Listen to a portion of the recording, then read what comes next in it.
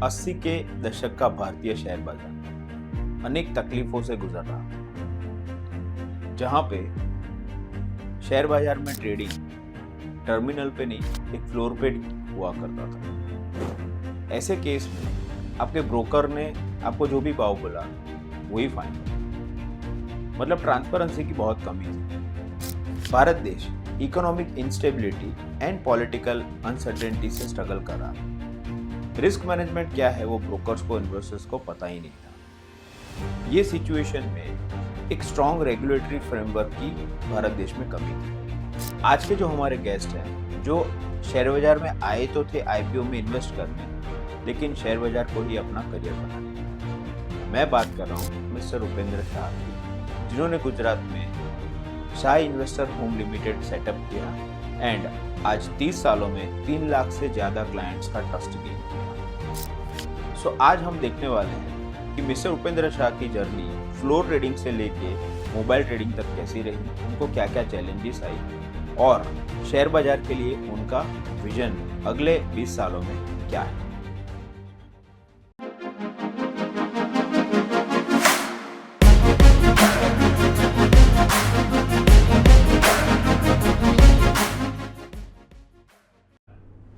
Hi everyone, the million dollar show में आपका हार्दिक स्वागत है।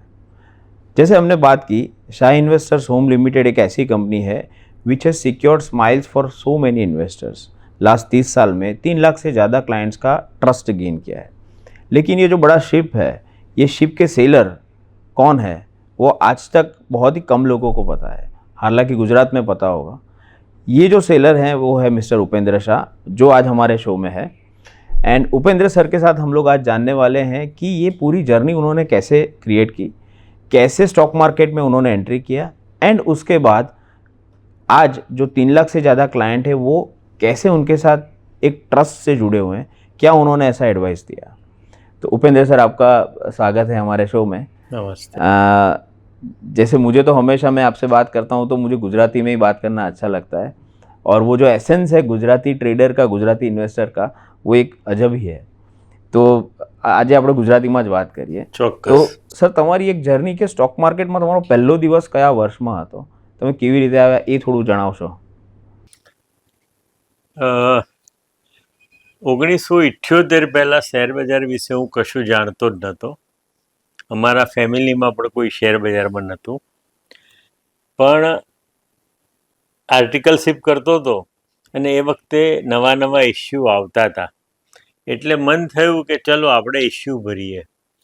એટલે મેં પહેલી વાર શેર બજારના ઇસ્યુ ભર્યા।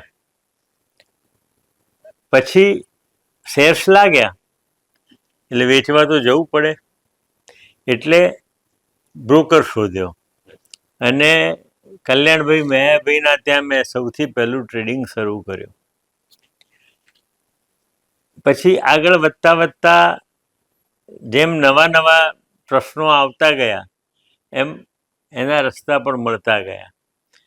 મુંબઈમાં મારા એક કઝિન બ્રધર શેર બ્રોકરને ત્યાં કામ કરતા હતા। એ વખતે આટલી ટ્રાન્સપરન્સી, આટલું કોમ્યુનિકેશન ફાસ્ટ નહોતું, ટેકનોલોજી નથી, એટલે અહીં અમદાવાદ અને મુંબઈમાં ઘણો ભાવ ડિફરન્સ રહેતો હતો, જેનો બેનિફિટ ઘણો મળ્યો। અને બીજું, ઇન્ડિપેન્ડન્સી જોઈતી હતી, કોઈની ઉપર ડિપેન્ડન્ટ થવું નહોતું। એટલે જેમ જેમ શેર બજારમાં કામ કરતો ગયો એમ એક ઈચ્છા થઈ કે જાતે જ આપણે આપણું કામ કરીએ, અને એમ કરતાં હું 1981માં અમદાવાદ સ્ટોક એક્સચેન્જનો સભ્ય બન્યો।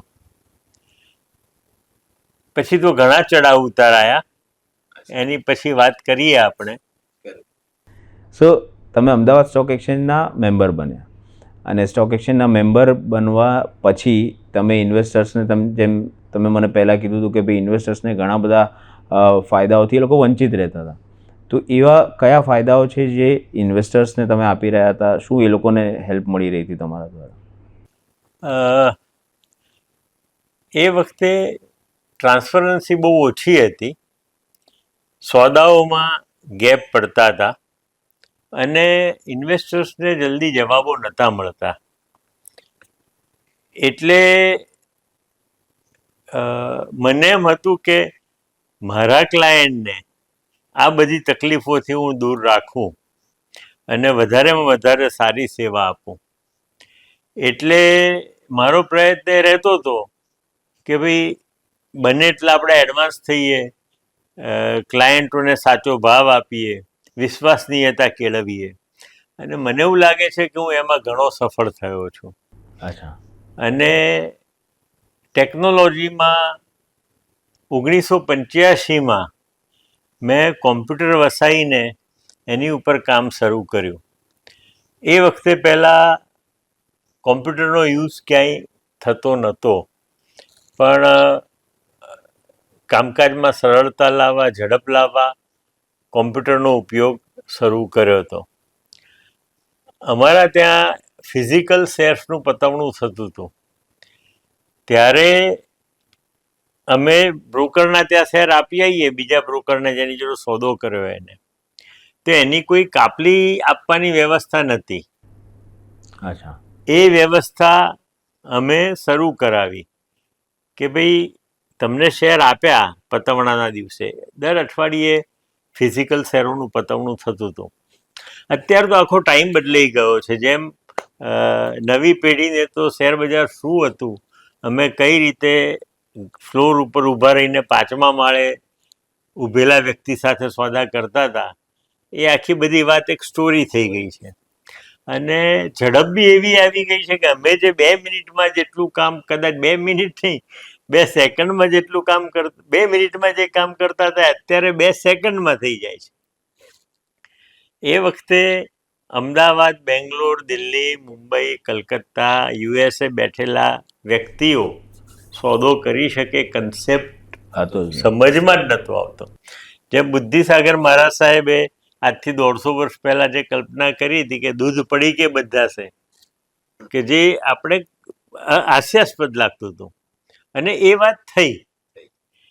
એવી રીતે શેર બજારમાં જે અત્યારનો ટ્રેન્ડ છે, એ ટ્રેન્ડ અમારા જમાનામાં કોઈ કલ્પી શકતું જ નહોતું.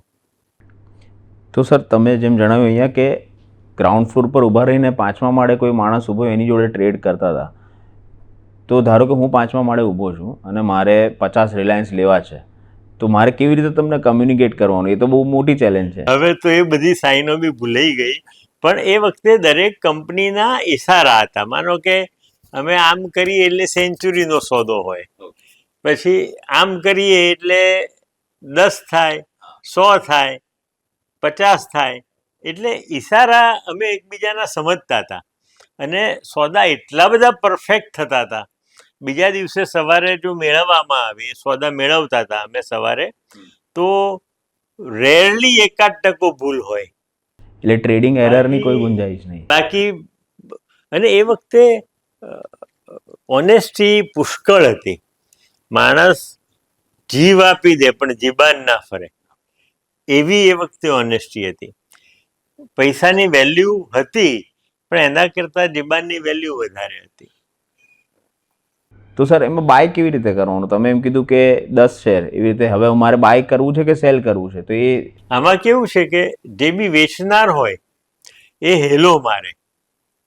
એ તમે કદાચ ગુરુ પિક્ચર જોયું હોય તો એમાં એક નાનકડી રિંગ રૂ માર્કેટની બતાવી છે. બરાબર. એનું જ મોટું સ્વરૂપ અહીંયા હતું. એટલે વેચનાર હોય એ કંપનીનું નામ દઈને હેલો મારે કે ભાઈ આ ભાવમાં મેં આપ્યા, અથવા લેનાર હોય એ સામે હેલો મારે કે ભાઈ આ ભાવમાં મેં લીધા, અને 2 જણ એગ્રી થાય તો સોદો પડી જાય. ઓહો, શું વાત છે. કરેક્ટ. સો એ આખી ઓપન આઉટરાઇટ સિસ્ટમની વાત થઈ, જ્યાં આપણે ટ્રેડિંગ ફ્લોર પર તમે ટ્રેડ કરતા હતા, અને ત્યાંથી ઓનલાઈન એક્સચેન્જીસ જેમ કે NSE આવ્યું, અને એ જે તમારું ટ્રાન્ઝિશન છે, મેં એવું મારી જર્નીમાં સાંભળ્યું છે કે ઘણા બધા લોકોની તકલીફ બી પડી ઓફલાઈનથી ઓનલાઈન આવવામાં. ઘણા લોકો રેઝિસ્ટ કરતા હતા કે ના, આવું તો હોઈ ના શકે. તો તમારું એઝ અ શાય ઇન્વેસ્ટર ગ્રુપ તરીકે કેવી રીતે ટ્રાન્ઝિશન થયું? આમાં પહેલેથી જ મારી દ્રષ્ટિ એ હતી કે આપણે બંને એટલા એડવાન્સ રહેવું. જેવી NSEની જાહેરાત થઈ, પહેલા સ્ટોક અમદાવાદ અને Bombay stock exchange, Calcutta stock exchange, Delhi stock exchange બધે વાયદો ચાલતો હતો. એટલે 15 ડેઝ ના સોદા પડે ને 15 દિવસે એનું ક્લિયરન્સ થાય, અને એમાં સોદા કેરી ઓવર કરવા એટલે એ દિવસે બદલા બોલાય જેને કહીએ, અને લગભગ 18%, એ વખતે જનરલી 15 થી 18% બહુ કોમન હતા. 12-13% તો બેંકો બી વ્યાજ આપતી હતી, અને 18% ને જ્યારે બિલ્ડરોનો જમાનો હતો ત્યારે 36% સુધી વ્યાજ એ લોકો ચાર્જ કરતા હતા. અને અમારા બજારમાં મેં એક દિવસ એવો જોયો હતો કે જેમાં 10%, મહિનાના 10% લેખે કેરી ઓવર થયું હતું. એટલે યુ કેન ઇમેજિન કે 120% થયા રિટર્ન થયું. એટલે એ રેર થાય, પણ જનરલી 1.5-2% બદલા થતા હોય એટલે લોકોને વ્યાજની ઇન્કમમાં વધારે રસ હતો. ઇન્વેસ્ટમેન્ટની સ્ટ્રેટેજી એટલી પ્રચલિત થઈ નથી, અને હંમેશા એડવાન્સ જ્યારે જ્યારે બી એનએસસીની જાહેરાત થઈ ત્યારે અમે નક્કી કર્યું કે આપણે એનએસસીમાં મેમ્બર થવું છે. એ વખતે 50 લાખ રૂપિયા ડિપોઝિટ હતી. એ વખતે બીએસસીના કાર્ડના 4 કરોડ સુધી ભાવ પહોંચી ગયા હતા. અને 92માં સેબીએ, જે સેબીની લગભગ 88-89થી સ્થાપના થઈ, મને એક્ઝેક્ટ ખ્યાલ નથી, પણ એને પછી વાયદો બંધ કરાયો. જે અમારા ત્યાં વાયદો ચાલતો હતો 15 દિવસનો, એ બંધ કરાયો, અને એનએસસીની રજૂઆત થઈ. બોમ્બે સ્ટોક પહેલાં 200 મેમ્બર બોમ્બે સ્ટોક એક્સચેન્જમાંથી લીધા. અમે જાણ્યું એટલે અમે લિમિટેડ કંપની ઊભી કરી. એ વખતે મેં 1.25 કરોડથી લિમિટેડ કંપની 1994 ઓક્ટોબરમાં એનો જન્મ થયો, શાહ ઇન્વેસ્ટર હોમ લિમિટેડ, અને ઓગસ્ટ 95થી અમે કાર્યરત થયા. આ નામમાં ઇન્વેસ્ટર્સ હોમ એ સ્પેસિફિકલી રાખ્યું હતું, કારણ કે હું એવું ઈચ્છતો હતો કે મારો ઇન્વેસ્ટર હંમેશા ઘર જેવું ફીલ કરે, એટલે એ નામમાં અમે ઇન્વેસ્ટર હોમ રાખ્યું હતું. અને પછીનો તો એનએસડીએલ આવ્યું, બીએસસીની મેમ્બરશીપ લીધી, અને બધું ધીરે ધીરે પ્રવાસ આગળ વધતો ગયો, અને બધા લોકો જોડાતા ગયા. બાકી 2 માણસથી અમે શરૂઆત કરી હતી 1978થી. 81માં મેં કાર્ડ લીધું, એટલે 80થી લગભગ 2 માણસ હતા અમારી પાસે. ઓહો, ખૂબ સરસ. સો ઓનલાઈન ટ્રેડિંગમાં તમે હંમેશા તમારો એક અપ્રોચ એવો જ હોય છે કે આપણે એડવાન્સ રહેવું ટેકનોલોજીના પોઈન્ટ ઓફ વ્યૂથી.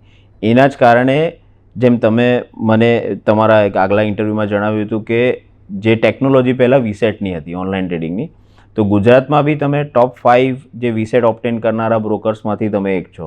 હા, અમારો અમદાવાદમાં બીજો વીસેટ લાગ્યો હતો, અને એનએસડીએલમાં અમે ગુજરાતમાં ફર્સ્ટ હતા.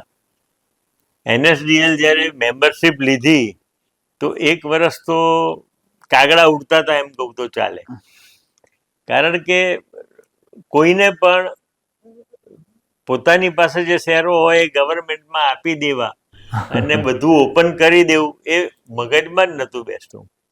પણ સેબીએ ધીરે ધીરે બધું કમ્પલસરી કરી, અને પછી એક વખત એવો આવ્યો કે આંબાવાડી મારી ઓફિસ હતી, તો સવારના 10 વાગ્યાથી 100 માણસની લાઈન થઈ જાય, કારણ કે વી વેર ફર્સ્ટ. એટલે એનએસડીએલમાં પછી તો લોકોએ બહુ સુંદર રીતે બધું કામ કર્યું, અને અમારે લગભગ દર રવિવારે ઓફિસ ચાલુ જ રાખવી પડતી હતી. બરાબર. સો એ 100 માણસની લાઈન થાય પોતાના શેર ડીમેટ કરાવવા માટે. ઓકે, એટલે પહેલાં તમે કહો છો કે લોકોને એવો ખ્યાલ જ નહોતો કે મારા ફિઝિકલ શેર છે હું કોઈને આપીને ઇલેક્ટ્રોનિક ફોર્મમાં લઉં. હા, અને એક ડર હતો કે એ શેરોનું પછી શું થાય, કોઈનામાં જતા રહે, ગવર્મેન્ટ જાણી જાય, ઇન્કમટેક્સવાળા જાણી જાય, એવા બધા ડર હતા. ને ડિજિટલાઇઝેશન જે અત્યારે થયું એ વખતે બહુ હતું નહીં, એટલે લોકોનો ડર બી વ્યાજબી હતો. પણ ધીરે ધીરે સમજ આવતી ગઈ અને કમ્પલ્સન આવતું ગયું, એમ બધું આ શરૂ થયું. હા, એટલે ઘણી વખત આપણે જોઈએ છે કે કોઈ રેગ્યુલેશન નવું આવે કે કોઈ નવા સ્ટેપ લેવાય ત્યારે બ્રોકર ફેટર્નિટી કે ઇન્વેસ્ટર ટ્રેડર ફેટર્નિટીમાંથી રેઝિસ્ટન્સ આવતું હોય છે, પણ આગળ જતાં તો એ સ્ટેપ ખરેખર ફાયદામંદ રહે જ છે આપણા માટે. જેમ કે અત્યારે આપણે જોઈએ તો રિસ્ક મેનેજમેન્ટ જે માર્કેટમાં છે તો પીક માર્જિનના રૂલ્સ છે, તો આપણને પહેલાં એવું લાગે કે ભાઈ આનાથી તો ધંધો ઘટી જશે, પણ આનાથી ખરેખર એવું થયું કે લોકો સડન ક્રાઇસિસ વોલેટિલિટીની સિચ્યુએશનમાં બચી ગયા, બહુ મોટા લોસથી બચી ગયા, અને એ ત્યારે જ એ લોકો રિયલાઇઝ કરે છે. તો તમારી જે થોટ પ્રોસેસ છે કે ટેકનોલોજીમાં એડવાન્સ રહેવું અને રેગ્યુલેટરના જે રેગ્યુલેશન છે એને હંમેશા પોઝિટિવલી લઈને ધંધામાં ઇમ્પ્લિમેન્ટ કરવા એ બહુ સારી પોલિસી છે સર. શું સર તમે જેમ કે ઓનલાઈન ટ્રેડિંગમાં આવી ગયા, NSDLની એક મેમ્બરશિપ લઈ લીધી જે ગુજરાતમાં તમે ફર્સ્ટ હતા, સો ક્લાયન્ટનો ઘણો બધો તમને રિસ્પોન્સ મળ્યો, પણ સર એની સાથે સાથે શાહ ઇન્વેસ્ટર આજની તારીખે જો આપણે જોઈએ તો ઘણી બધી પ્રોડક્ટ્સમાં ઘણી બધી ટેકનોલોજીસમાં ઇન્વેસ્ટ કરી રહ્યું છે અને એ ઇન્વેસ્ટમેન્ટ ફળી બી રહ્યું છે.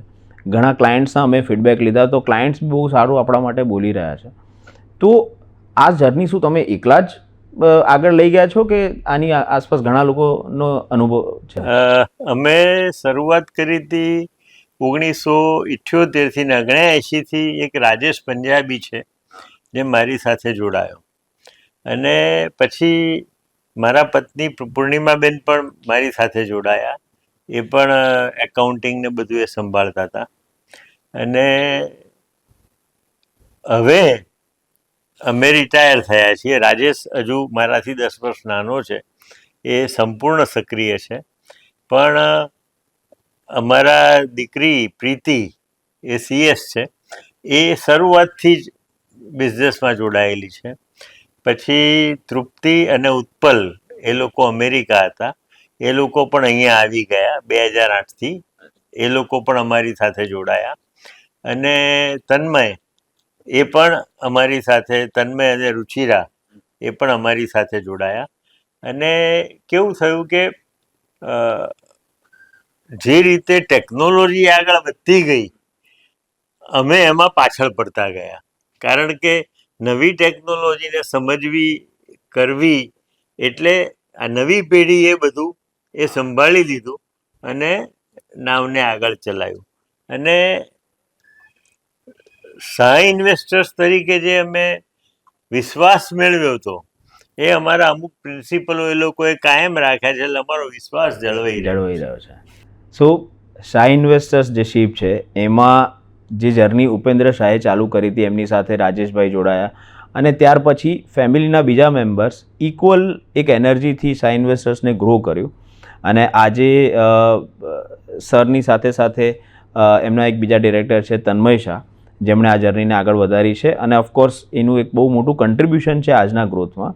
તો હવેની જર્ની અમે આપણે તન્મય સર સાથે સ્પેન્ડ કરીશું, અને we will understand how Shah investors have grown and what are their future plans. Mister Tanmay Shah की जर्नी के साथ हम लोग शुरुआत करेंगे और उनके इनसाइट्स, उनके opinions current stock market scenario पे क्या है वो भी हम लोग डिस्कस करेंगे.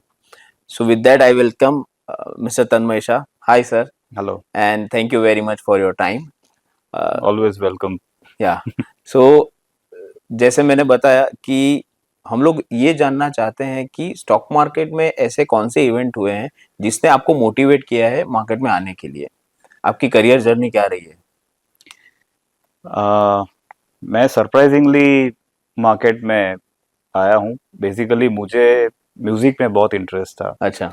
आई used to be drummer and tabla player in my school and college days. तो मुझे उसी में मेरी करियर करनी थी. तो मैं US गया तो था, पर मेरा फोकस ज़्यादा म्यूज़िक रहता था. और my fiancee she was also there, और वो MBA कर रही थी. तो एक दिन ऐसा हुआ कि उसको एक MBA के कोर्स में इन्वेस्टमेंट के लिए पोर्टफोलियो बनाने का था, और somewhere she was not able to finish it on time. तो फिर उसने मुझे बोला कि यार तू जरा देख. तो पहले से मार्केट में क्या होता था कि मैं हमेशा मार्केट को एज अ इन्वेस्टमेंट की जगह थोड़ा स्पेक्यूलेशन के हिसाब से भी देखता था. कि कॉलेज से अगर मैं निकला हूँ उस टाइम पे निफ्टी 900 920 के आसपास ट्रेड कर रही थी। तो मुझे अभी भी याद है कि मेरा पहला सौदा मुझे लगा कि नहीं बहुत बढ़ गया है, शॉर्ट कर दो, और 1,000 रुपए पे मैं स्टॉप लॉस रखूंगा, तो वो मेरा 1,000 रुपए पे स्टॉप लॉस हिट हुआ था। अच्छा।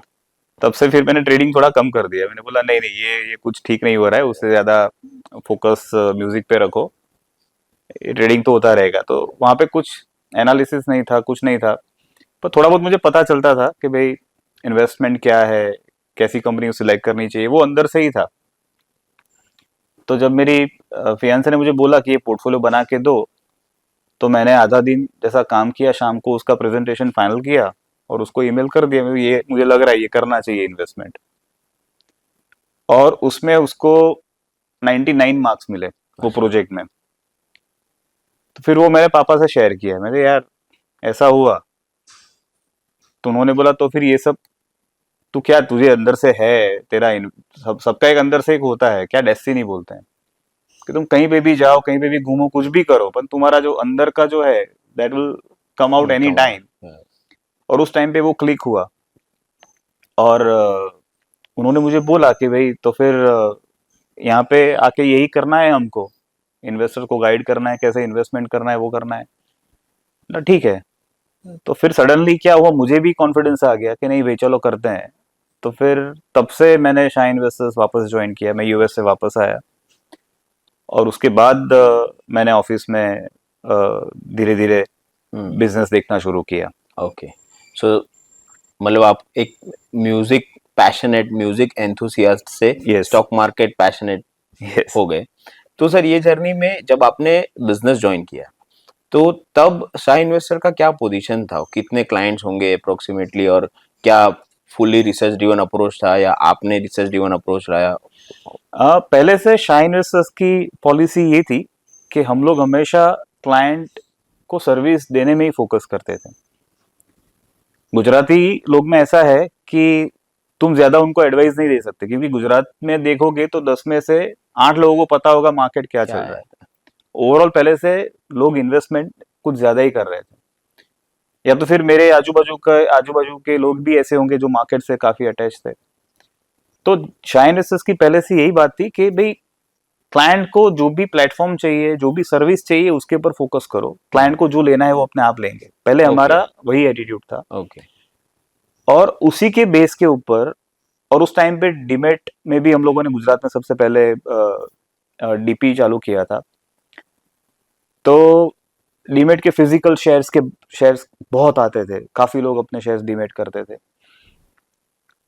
और उस टाइम पे ज्यादा फोकस हमारा सर्विस पे ही था। मतलब you provide better service to all your clients, they will stay with you, and that was the main story. और हमारा नाम भी ऐसा ही है, Shah investors home limited.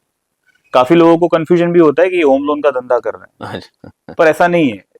Father को ऐसा था, उपेंद्र भाई को, कि इन्वेस्टर्स को होमली एटमोस्फियर दिखे, मतलब घर जैसा लगे, तो सर्विस ऐसी होनी चाहिए तो घर जैसी लगे। और दूसरी हमारी उस टाइम पे टैगलाइन भी यही रखी थी उन्होंने, services that secure smile. Okay. तो पहले से हमारा फोकस मार्केट में यही था, और मेजर फोकस डिमैट और क्लाइंट को जो भी चाहिए वो सर्विस देने के ऊपर ही था। मतलब वो क्लाइंट अपने आप ही बोल रहा था कि मेरे रिलायंस ले लो, मेरे ये ले लो, मेरे वो ले लो शेयर्स, तो उसी पे हम लोग फोकस करते थे। कम से कम 2007 में मैंने शुरू किया।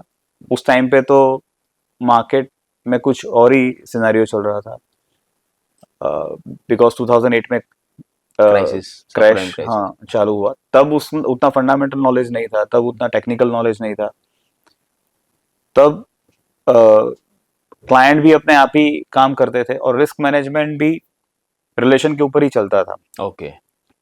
अभी जो सिनेरियो है उससे काफी अलग सिनेरियो थे। उस टाइम पे मार्जिन काफी कम थे, और ब्रोकर, बेस्ड ऑन ब्रोकर हमको काफी ज्यादा रिस्क लेना पड़ता था, और पूरा बिजनेस रिलेशनशिप के ऊपर ही होता था। ओके। सो आपने सर बताया जैसे रिस्क मैनेजमेंट रिलेशनशिप बेस के ऊपर होता था, वो कैसे होता था?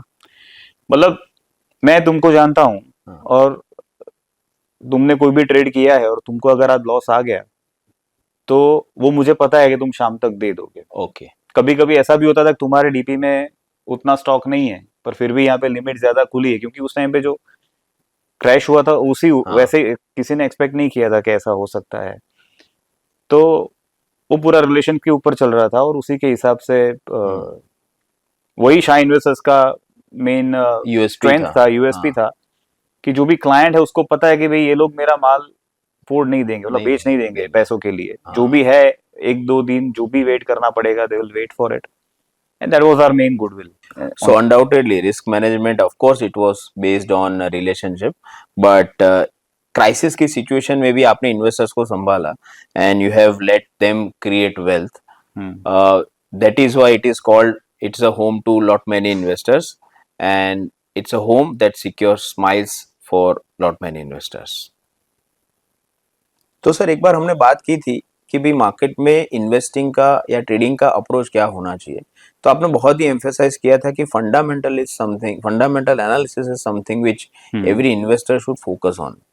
तो आपने फंडामेंटल एनालिसिस कैसे स्टार्ट किया, या ऐसे कोई मेंटर्स थे आपके जिन्होंने आपको मोटिवेट किया? Would you like to say something about that? तो मेरी लाइफ में काफी चीजें ऐसे हुई है कि जब भी मैंने कहीं सोचा नहीं होता है और वो हो जाती है। अच्छा। 2010 में मैंने रिसर्च पहले कभी किया नहीं था, सीखा भी नहीं था, पर मुझे उस तरफ सोचना था। तो हुआ क्या, 2010 में मैंने इंस्टीट्यूशनल डेस्क ओपन किया बॉम्बे में, तो उसके लिए मैं बॉम्बे शिफ्ट हुआ। 5 साल मैं बॉम्बे में था। 2010 में मैंने जब बॉम्बे में इंस्टीट्यूशनल डेस्क शुरू किया, तब मैंने जो रिक्वायरमेंट होती है उसके हिसाब से fundamental analyst, research head, technical analyst, उसकी पूरी टीम डेवलप की, और धीरे धीरे धीरे धीरे इंस्टीट्यूशनल टाइप होते गए। पर ओवर द पीरियड वो 2-3 साल में मुझे ये समझ में आया कि मार्केट में जो सबसे इम्पोर्टेंट चीज है, that is to understand the company. Chart तो चलो पता चलता है, सब लोग बोलते हैं कि टेक्निकल इज अ टूल के कब बाय करना है, फंडामेंटल इज अ टूल के क्या बाय करना है। मतलब उस दोनों के कॉम्बिनेशन में पीपल आर यूजुअली सेइंग के, तो उसके हिसाब से people can take better decision. तो तब मुझे थोड़ा रियलाइज हुआ, पर मुझे टेक्निकल एनालिसिस कुछ पता ही नहीं चल रहा था, फंडामेंटल कुछ पता ही नहीं। तो मैंने बीएससी में उनकी एजुकेशन इंस्टीट्यूट चलती थी, तब वहां मैंने 2 दिन का बेसिक ऑफ टेक्निकल एनालिसिस का कोर्स किया। मैंने वहां से मेरी शुरुआत की, दैट इज इन 2011 और 12। बहुत साल नहीं हुए मुझे मार्केट में रिसर्च के हिसाब से। तो तब मैंने टेक्निकल का कोर्स किया, फिर मैंने 3-4 महीने देखा, फिर मैंने फंडामेंटल का कोर्स किया, और धीरे धीरे धीरे धीरे मेरा रीडिंग बढ़ता गया। और फिर मेरा विजन उस टाइम पे शॉर्ट टर्म ट्रेडिंग का ज्यादा था, जो अभी आज का यूथ का है। तब भी मैं टेक्निकल हिसाब से स्टॉक्स लेता था, और कुछ फिर ऐसा हुआ कि कुछ स्टॉक्स में सबकी गलती होती है, तो वो मेरी भी गलती हुई। तो फिर मैंने सोचा कि कहाँ पे आई एम लैकिंग, तो तब पता चला कि फंडामेंटली वो कंपनी स्ट्रॉन्ग्स नहीं थी, जैसे इसमें डेट ज्यादा थी, या प्लेट शेयर ज्यादा थे, या मैनेजमेंट ठीक नहीं था। टेक्निकली सब अच्छा लगता था, वो कंपनी ले ली, पर जब गिरा तब उसमें मार भी ज्यादा पड़ा। तो that motivated me to do more research towards fundamental. और धीरे धीरे 3-4 साल option trading, positional trading, futures में अलग अलग तरह की पोजीशंस लेनी, वो सब हम करते थे। पर धीरे धीरे उसको हमने फंडामेंटल से देखना शुरू किया। मतलब हम फंडामेंटल के हिसाब से, एक कंपनी का लिस्ट मेरे पास होता है कि ये 100 कंपनी के बाहर मुझे नहीं जाना है, तो वो हम लोगों ने एक पैटर्न बनाया। धीरे धीरे धीरे धीरे ट्रेडिंग में जो हम टाइम डालते हैं, और जो बिजनेस में जो टाइम डालना होता है, तो then we have to identify कि what we want to do. अगर ऐसे मुझे ट्रेडर ही रहना है तो मैं ट्रेडर ही रहूंगा। मुझे 9 से 9:15 से 3:30 तक, और उसके बाद का रिसर्च, मार्केट ओपन होने से पहले फॉरेन मार्केट, ये मार्केट वो मार्केट, सब लोग जो ट्रेडर्स अभी करते हैं, it was quite hectic schedule. पर वो मजा भी आता था, क्योंकि बीइंग गुजराती, थोड़ा स्पेक्यूलेशन नहीं हो तो मजा नहीं आता है। करेक्ट। तो वो हिसाब से मेरी जर्नी शुरू हुई थी, और टेक्निकली मैंने कुछ शेयर्स ऐसे ले लिए थे जिसके फंडामेंटल स्टोरी अच्छी नहीं थी, और वहां पे मेरे पैसे टेक्निकली भी स्टॉक अच्छा होते हुए, मतलब कभी भी सर्किट लग सकती है, रिजल्ट आ गया अच्छा नहीं आया तो सर्किट लग गई, शेयर्स ज्यादा प्लेस से डेट की उसने पेमेंट नहीं की तो सर्किट लग गई। हाँ। तो वो सारे एक्सपीरियंस से धीरे धीरे ऐसा मैंने सीखा कि नहीं, fundamental has to be more, सबसे ज्यादा इंपॉर्टेंट है कि आप जो भी इन्वेस्टमेंट करते हो हाँ। तो वो कंपनी की स्ट्रेंथ होनी बहुत जरूरी है। फिर वो अगर आपके परचेज प्राइस से 20%, 30%, 40% नीचे भी क्यों ना आए, अगर मैनेजमेंट स्ट्रांग है, बिजनेस स्ट्रांग है, उसमें वैल्यूज है, तो वो आज नहीं तो कल रिकवर होना ही होना है। शॉर्ट टर्म इंसिडेंट्स हो सकते हैं, पर उसको अगर कोविड भी हम लोगों ने देख लिया तो लॉन्ग टर्म उसमें इफेक्ट कभी नहीं आएगी। अगर वो कंपनी फंडामेंटली वीक है तो वो स्टॉक की रिकवरी में काफी टाइम लग जाएगा, क्योंकि उसके फंडामेंटल्स ही वीक है, कंपनी के पास उतना पैसा ही नहीं है, या फिर उसका उतना ग्रोथ ही नहीं है, या उसकी उतनी प्रोडक्ट ही नहीं चल रही। तो अच्छे दिन छोड़ो, बुरे दिन में तो वो साफ ही हो जाएंगे। तो फंडामेंटल वहां से मेरे दिमाग में आया, और उसके बाद मैं रीड करता हूँ, काफी बुक्स में पढ़ता हूँ, तो उसके हिसाब से धीरे धीरे धीरे स्लोली एंड ग्रेजुअली फंडामेंटल के ऊपर ही हमने 100% फोकस करना शुरू कर दिया। आज मैं जब भी हमारा जो पोर्टफोलियो है उसमें जो भी क्वार्टरली रिजल्ट आते हैं वो सिर्फ मैं पढ़ता हूँ,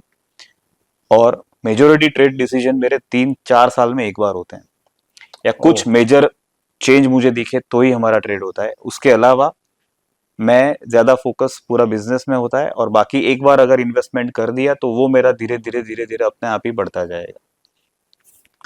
तो हाँ प्लीज। हाँ, तो फंडामेंटल स्टोरी से ये है कि मुझे रोज देखना नहीं पड़ता। Overall company is very strong, we don't take decisions daily.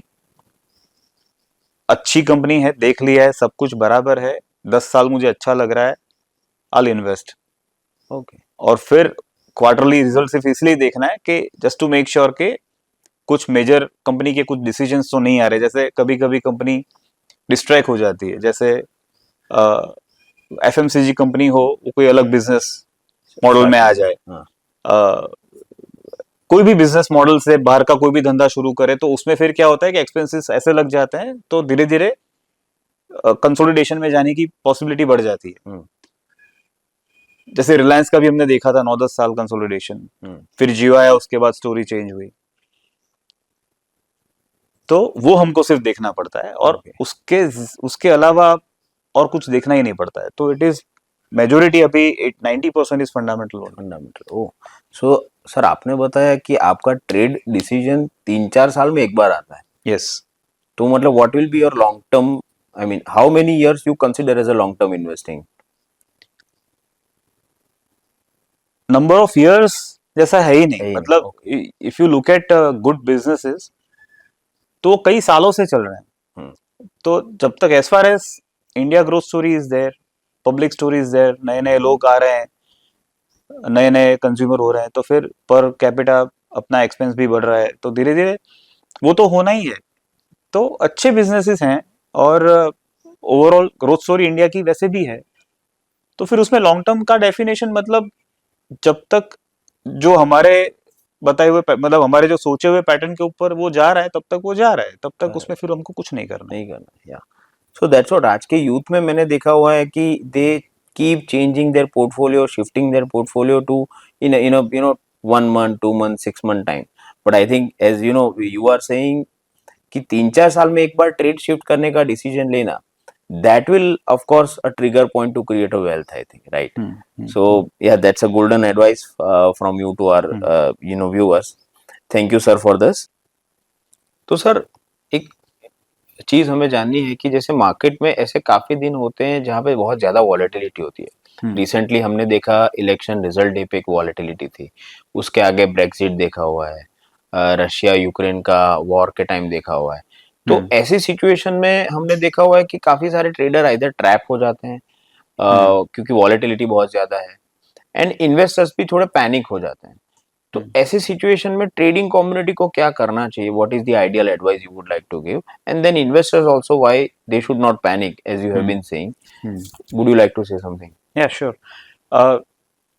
Derivatives में अगर लॉन्ग टर्म काम करना है तो सबसे पहले उसमें the most important thing is risk management and discipline to take positions. Derivatives में जो विक्स काफी लोग ट्रैक करते हैं तो वो पहले से ऑलरेडी इंडिकेशन देता है कि भी वॉलेटिलिटी बढ़ने वाली है.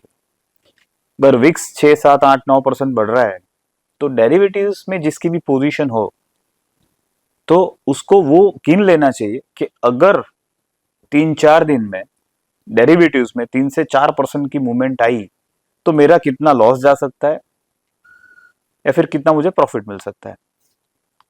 तो वो रिस्क मैनेजमेंट डेरिवेटिव्स में करना ही चाहिए.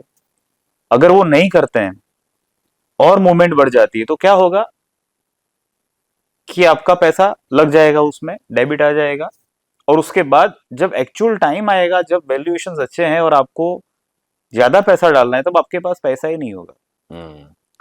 तो डेरिवेटिव्स में सबसे पहले क्या होता है कि तुम 30% पैसा रख के 100 रुपए का पोजीशन ले लेते हो.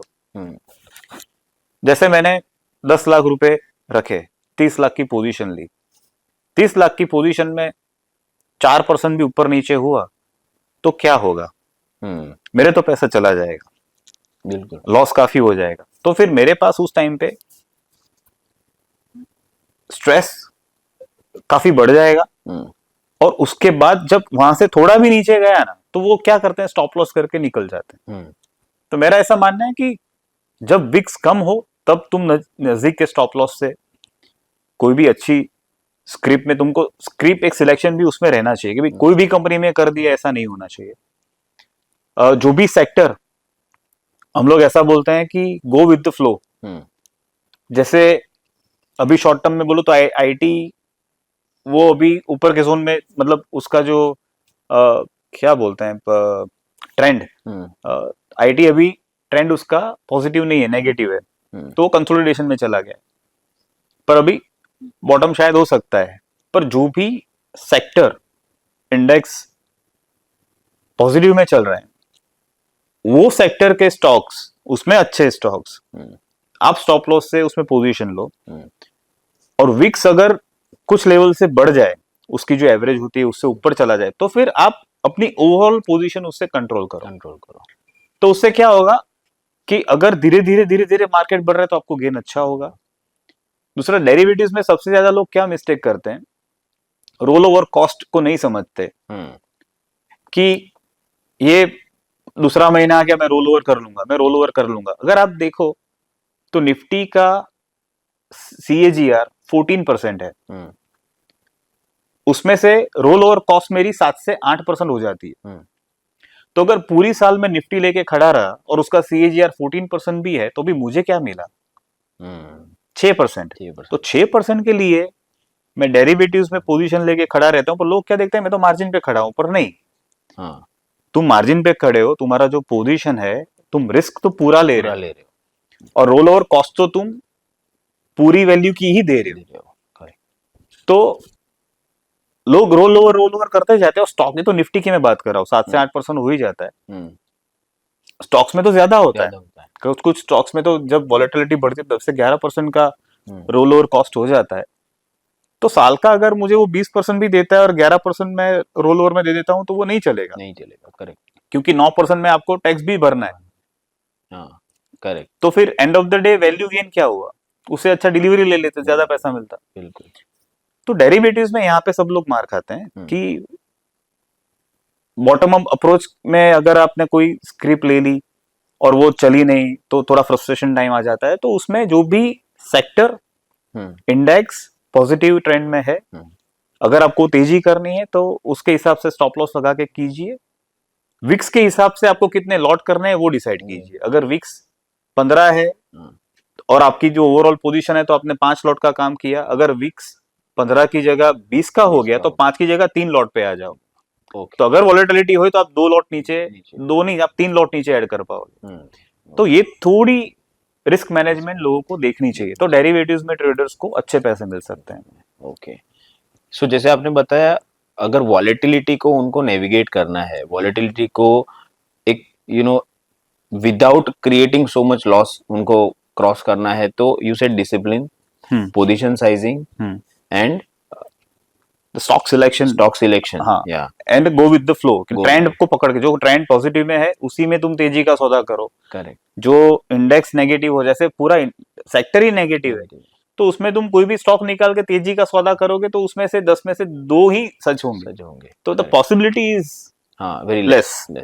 So, and even roll over cost also, which is very important, as Yes. you have mentioned, because you are paying margin which is probably 15 to 20%, but उसके सामने रोल ओवर कॉस्ट जो आपको लग रही है वो तो पूरी कैपिटल पे लग रही है। हाँ, सो that's what which is very important for all derivative traders. Thank you.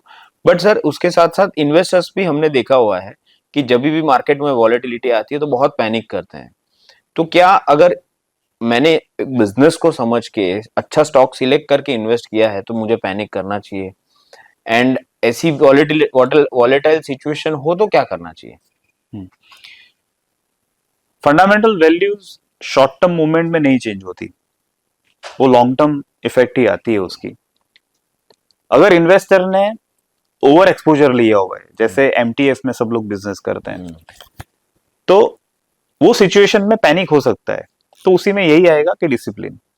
Investor है, अगर गवर्नमेंट के कुछ डिसीजन से मेजर कंपनी के ऊपर कोई इफेक्ट आती है तो फिर उसको उसकी एंट्री एग्जिट के बारे में सोचना चाहिए। जैसे अभी गवर्नमेंट है तो वो मेजोरिटी विन नहीं है, तो सबसे पहले एक क्वेश्चन था कि जो पीएसयू स्टॉक्स जिस हिसाब से सबको ऑर्डर्स मिल रहे थे वो कंटिन्यू होगा कि नहीं होगा, स्पेंडिंग चेंज होगा कि नहीं होगा। अगर इन्वेस्टमेंट स्ट्रेटेजी में पीएसयू थीम ज्यादा है तो then you have to think towards it कि नहीं, अभी ये अगर चेंज हो रहा है तो तुमको पोर्टफोलियो को कैसे मैनेज करना है। अगर ज्यादा पीएसयू स्टॉक है तो थोड़े पीएसयू स्टॉक कम करके जो भी फंडामेंटल ग्रोथ स्टोरी है उसमें फिर ज्यादा फोकस करना चाहिए। करेक्ट। तो इन्वेस्टर को सोचना चाहिए, पर कब सोचना चाहिए कि जब उसका पोर्टफोलियो कैसे बना हुआ है। ज्यादातर लोग किसी को पूछ के ही सौदा करते हैं। मैं सबको ऐसा ही बोलता हूं कि इन्वेस्टर वो कौन बनेगा करोड़पति की गेम ही खेलते हैं। उसमें 3 ऑप्शन होते हैं, फोन अ फ्रेंड, या पब्लिक को पूछो, या ऑनलाइन टेलीविजन पे कुछ मिल रहा है तो उसको देख को ले लो। उसके अलावा कोई अपने आप पढ़ के स्टॉक निकाले, वैसे 10 में से आपको 2 लोग ही मिलेंगे। करेक्ट। ज्यादातर क्या होता है कि आपको कोई इन्वेस्टमेंट करना है तो आप क्या करोगे, आपको जो पता है कि ये आदमी स्टॉक मार्केट का काम कर रहा है उसको फोन करोगे, क्या लेने जैसा लग रहा है, ये ले ले, ये ले ले, ये ले ले, तो उसने ले लिया, पर वो बेचने का कब उसका फोन नहीं करेगा, वो स्टॉक उसके पोर्टफोलियो में ही रह जाएगा। तो जो ऐसे करते हैं उसको फिर एडवाइस करके उसका रिशफलिंग भी करना चाहिए कि भाई अभी चल 3 महीना हो गया, 6 महीना हो गया, 1 साल हो गया, ये मैंने 20 में लिया था, 40 हो गया, इसका मैं क्या करूं। तो यहाँ पे अगर पैनिक होता है तो ये सब लोग ज्यादा पैनिक हो जाते हैं। अगर मैंने 20 का कोई भी शेयर लिया है, 200 का 400 हुआ है, ये पैनिक में 400 का 300 हो जाएगा तो वो पैनिक हो जाएगा कि मेरा प्रॉफिट तो चला जाएगा, क्योंकि उसको पता ही नहीं उसने क्यों लिया, किसी को पूछ के लिया। तो वो सब केस में थोड़ा बहुत पोर्टफोलियो रिशफल करना चाहिए। जो भी एडवाइजर्स है, अच्छे एडवाइजर्स की एडवाइस ले लेनी चाहिए और उसके हिसाब से फिर पैनिक होने की कोई जरूरत नहीं है। ओवरऑल अगर कंपनी अच्छी है, फंडामेंटल्स अच्छे हैं, तो फिर पैनिक होने की कोई जरूरत नहीं है। ओके। तो उस टाइम पे इन्वेस्टर्स ऐसे फॉल में बाय भी कर सकते हैं। अच्छा। और अपनी स्ट्रेटेजी के हिसाब से, अपने पोर्टफोलियो के हिसाब से रिशफल भी कर सकते हैं। तो क्या ऐसा कह सकते हैं कि मान लो कोई रीजन की वजह से मार्केट में वॉलेटिलिटी आई और फॉल आया, तो अच्छी कंपनीज तो डिस्काउंट पे मिल रही है, ऐसा कह सकते हैं? अगर मान लो वो कंपनी के फंडामेंटल में कोई चेंजेस नहीं है तो it is available on discount, तो इन्वेस्टर्स को ऑफ कोर्स बाय करना चाहिए। Still it depends. अच्छा। सब जगह पे कहीं ना कहीं कुछ एडवाइजर्स चाहिए। जैसे माइक्रो फाइनेंस का एक बूम चला था, माइक्रो फाइनेंस कंपनियों का काफी मतलब आईपीओ 3-4 आ गए, काफी लोगों ने माइक्रो फाइनेंस लिया और उस टाइम पे मोदी जी ने शाम को 5 बजे नोटबंदी कर दिया। तो फिर पूरा बिजनेस मॉडल माइक्रो फाइनेंस का खत्म हो गया उस टाइम पे। करेक्ट। तो अगर आपने देखा होगा कि उस टाइम पे जो भी कंपनी माइक्रो फाइनेंस वाली थी, लोअर सर्किट से बिजनेस मॉडल सब अच्छा था, अच्छा। Everything was very much good. पर क्या उसका वही बिजनेस मॉडल रहा है? हाँ क्या उनके एनपीए बढ़ जाएंगे? ये सब फिर हाँ इट्स वेरी इंपॉर्टेंट। इम्पोर्टेंट। जैसे कोविड में हुआ, तो कोविड में क्या हुआ कि हाँ बिजनेस सब अच्छा है, सबको पता है कि सब गाड़ियां खरीदेंगे, बाहर जाके शॉपिंग करेंगे, एवरीथिंग, पर कब करेंगे, हाँ कैसे होगा, कैसे इकोनॉमी शुरू होगी, वो क्लैरिटी नहीं। वो क्लैरिटी नहीं थी।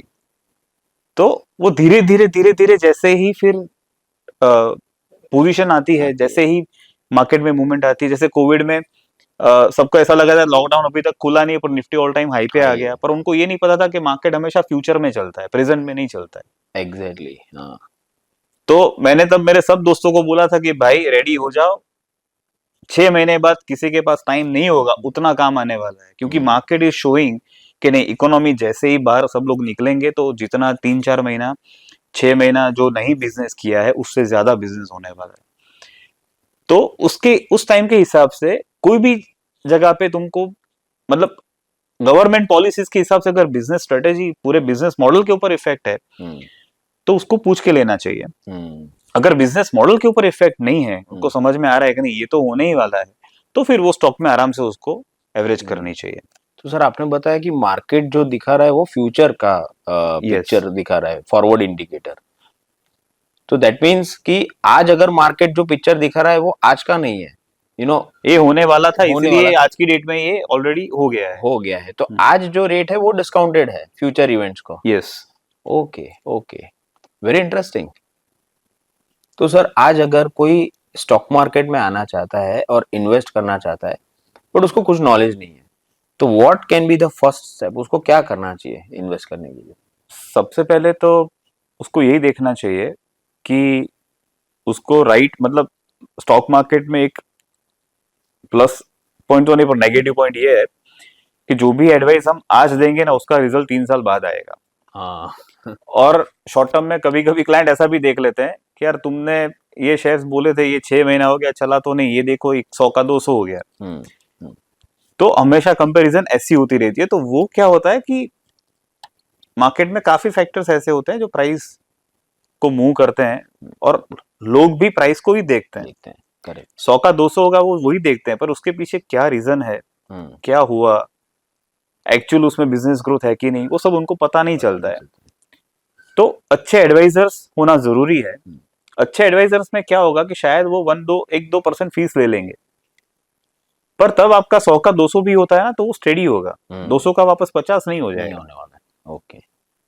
तो 2 रुपये के लिए 100 रुपए का गेन को देखना चाहिए, नहीं कि 2 रुपए बचाने के लिए किसी ने बोला और वो शेयर्स ले लेने चाहिए।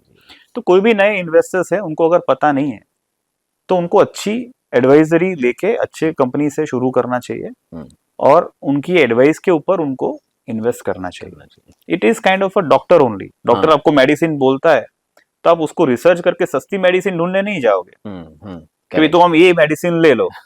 अच्छा, ये मेडिसिन जैसा ही कोई कंटेंट ये भी बनाता है, ये मेडिसिन 20 की है, वो मेडिसिन 5 रुपए की है, अब वो लोगे? नहीं, अब जो डॉक्टर ने बोला अब वही लोगे। तो इट इज लाइक दैट कि इसमें भी वही प्रोसेस होनी चाहिए कि बचाने से अच्छा है हमको फ्यूचर के लिए हम लोग वी आर इन्वेस्टिंग। तो focus instead of paying advisory fees और paying brokerage, it is better to invest with confidence. Okay, so sir ऐसे ही नए इन्वेस्टर्स को गाइड करने के लिए शाही इन्वेस्टर के पास क्या स्ट्रेटेजी है? हम लोग अलग अलग तरीके से इन्वेस्टर्स को गाइड करते हैं। जैसे अभी सिर्फ इन्वेस्टर ही नहीं आ रहे, ट्रेडर भी आ रहे हैं कि जैसे हाउसवाइफ है या फिर कॉलेज के स्टूडेंट्स हैं, तो कहीं ना कहीं वो लोग नई शुरुआत करते हैं और मार्केट एक ऐसा सोर्स है जहाँ से आप पैसा अच्छा बना सकते हो। तो नए इन्वेस्टर के लिए जैसे अगर कोई जॉब कर रहा है और जैसे अगर उनके पास कोई टाइम नहीं है स्टॉक देखने का या फिर चेक करने का कि भाई मैं क्या करूं क्या नहीं, तो उसके लिए हम लोगों ने एक प्रोडक्ट बनाई है SIS, तो जिसमें हम उनको रेकमेंड कर देते हैं 5 से 6 स्टॉक की बास्केट, और डिसिप्लिन के हिसाब से हर महीने वही स्टॉक उनको ले लेने के। ओके। तो उससे क्या होता है कि एवरी मंथ उसका इन्वेस्टमेंट होता है। इट इज एसआईपी जैसा ही प्रोडक्ट है। म्यूचुअल फंड की एसआईपी भी हम लोग रेकमेंड करते हैं, हमारे एसआईएस की प्रोडक्ट भी हम लोग रेकमेंड करते हैं ऐसे लोगों के लिए जिसको एवरी मंथ इन्वेस्ट करना है, जिनको देखना नहीं है कि भी क्या लेना नहीं चाहिए, क्या नहीं लेना चाहिए, कब बेचना चाहिए, क्या होना चाहिए।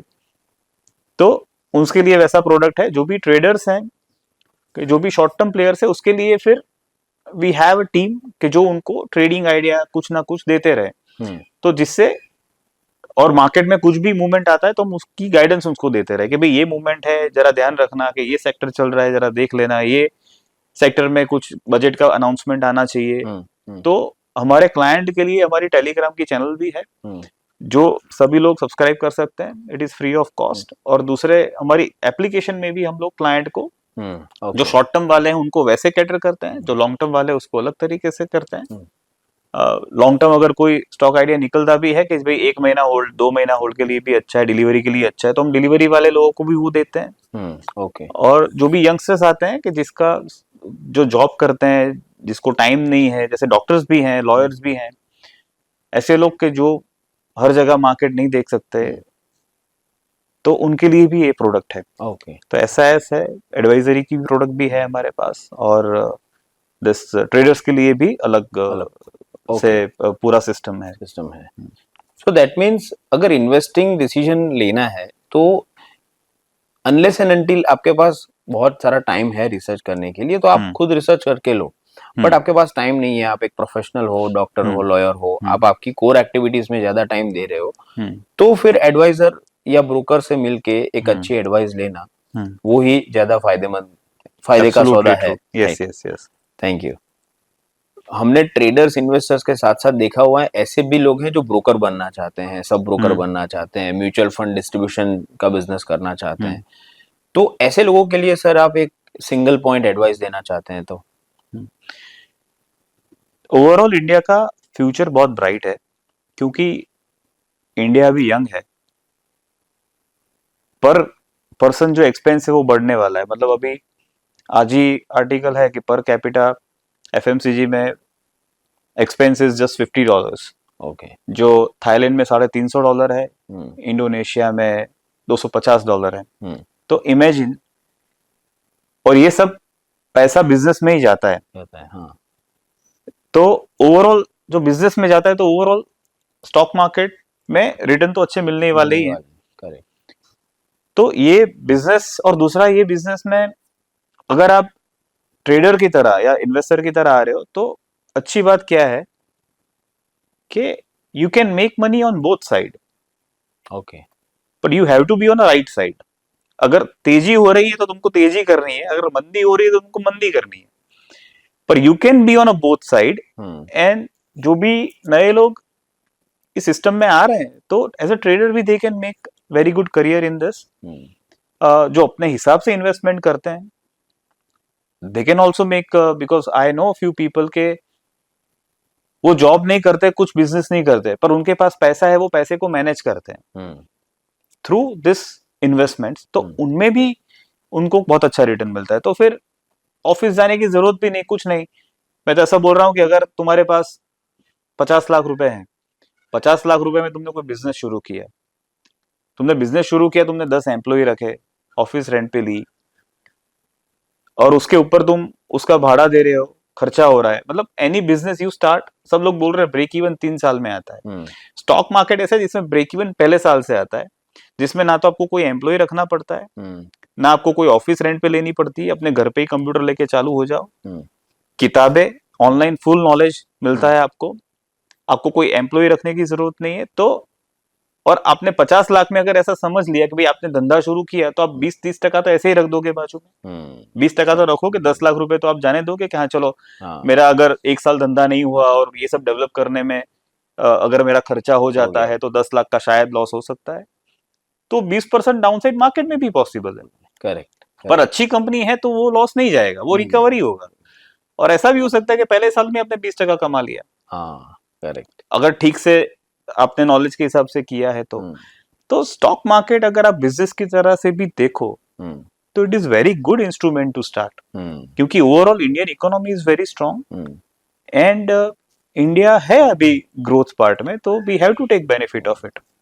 सर आपने जैसे बताया India is on a growth path, तो अभी हम लोग बात करते हैं इंडिया पे, तो आने वाले आपको 10 साल इंडिया में इंडियन इकोनॉमी के पॉइंट ऑफ व्यू से कैसे लग रहे हैं, and where India will stand globally? जैसे आज हम लोग वर्ल्ड नंबर 3 की इकोनॉमी बनने की बात कर रहे हैं, तो क्या वो जर्नी सही है, एंड आने वाले 10 साल में क्या होने वाला है? अभी मोदी जी के विजन के हिसाब से वो लोग तो बोल रहे हैं कि 2047 में पर कैपिटा 2 लाख तक लेके जाएंगे. पर एक बात तो अभी ऐसा है कि डॉलर इज वेरी स्ट्रांग, और यहाँ पे जो भी बिजनेसेस हो रहे हैं, majority people we are dependence on foreign companies like Companies. Google, हाँ, मेटा, माइक्रोसॉफ्ट, Microsoft. एनवीडिया अभी शुरू हो गया है. तो हमारा ग्रोथ तो है, पर वर्ल्ड ओवर में कौन से नंबर पे आएंगे उसकी बात आई एम नॉट श्योर कि क्या होना चाहिए. पर overall growth is looking very good. Market में ऐसा भी बोल रहे हैं कि अभी 9 करोड़ इन्वेस्टर्स हैं, तो वो 10 साल में 9 से 20 से 30 करोड़ होने की पॉसिबिलिटी है. Okay. तो इमेजिन जो मनी फ्लो अभी रिटेल इन्वेस्टर्स से आ रहा है मार्केट में, that is very positive, very very good sign, very positive. इस बार भी आपने देखो तो रिकॉर्ड ब्रेकिंग ट्रेड्स हुए. जब मार्केट क्रैश हुआ तब सारे रिटेल इन्वेस्टर्स आ गए और उन्होंने भर भर के माल लिया. तो दैट इज ऑल्सो शोइंग कि भाई पैसा सिस्टम में बहुत है, काफी सारे आईपीओ आने वाले हैं. और ओवरऑल जो ग्रोथ स्टोरी है इंडिया की, जैसे अभी एक्सपोर्ट पे फोकस हो रहा है, ओवरऑल रूरल डेवलपमेंट अभी ज्यादा होगा, और इतने सारे लोग हैं, तो जो पॉपुलेशन भी है, पॉपुलेशन के हिसाब से भी आप देखो तो इंडिया 10 साल में कौन से नंबर पे आएगा मुझे पता नहीं, पर हम यहाँ पे अच्छे से अच्छा डेवलपमेंट देखेंगे, दैट इज फॉर श्योर. सो 10 साल में इंडिया कौन से नंबर पे आएगा वो तो फ्यूचर ही बताएगा, बट हमारा एज एन इंडिविजुअल एक वेल्थ का ग्रोथ तो होने ही वाला है. होने ही वाला है. Yeah it is very true. Of course sir, thank you for your golden words. So अभी हम लोग सर बात करने वाले हैं कि शाई इन्वेस्टर का एज अ ऑर्गेनाइजेशन विजन क्या है, आने वाले फ्यूचर में इन्वेस्टर्स को और ट्रेडर्स को हेल्प करने के लिए शाई इन्वेस्टर की क्या स्ट्रैटेजीज है? ये पिछले 3-4 साल में हमने हमारा रिसर्च काफी ज्यादा स्ट्रॉन्ग किया है और कम्युनिकेशन काफी स्ट्रॉन्ग किया है. अभी क्लाइंट मीट हम लोग ये साल में काफी बढ़ाने वाले हैं, और हमारा ब्रांच एक्सपेंशन भी चालू है. रिसेंटली हम लोगों ने राजकोट में भी ब्रांच शुरू कर दी. अभी तक हमारे 250 के ऊपर सब ब्रोकर्स हैं, पार्टनर्स हैं, और हमारी खुद की ब्रांच 12 है.